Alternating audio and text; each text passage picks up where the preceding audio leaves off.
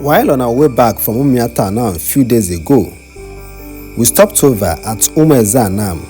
and this is what the community looks like currently.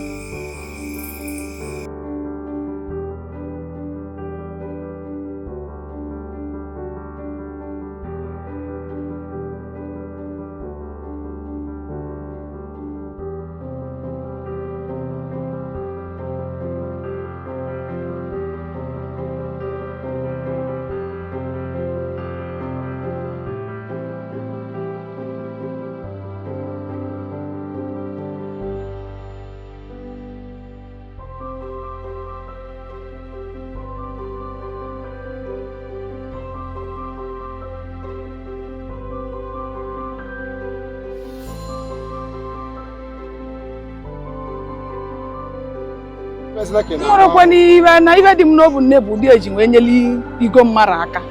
maka na iwe nwere ekele ibe ndị osi ji anara ata anyị ụtọ n'ụdị eji ma anyị ka iji nwee da abịazinala anyị ka anyị chọrọ we na-aghọta ibe nwere na-ekele anyị anara ata anyị ụtọ every year ibe nnọbụla anyị na-ele na-emebi ma o nwere ibe na-ekele anyị sometimes anyị bụrụ anyị gbala aka na since nwe isi iji gbalị na o nwere ibe nketere si gị na iwe osi ji ụdị n'ibe nwụrụ ma every year iji ebula anyị ibe anyị na-ana n'ihi ọ dịrị anyị mma na ọka ụdị eji mela anyị ka iji nwee agbazi na chachacha ka anyị chọrọ ọnwego nke gọọmenti bịara maka ọ bịara na ihe nwe eke nọ mgbagbu ka agbagbu o nwere ibe dọrọ anya o nwere ibe nketere ivin bọket eji ekute mmiri eluru ibe m nwerekwa n'ihe mmali nwere ike ikwu nne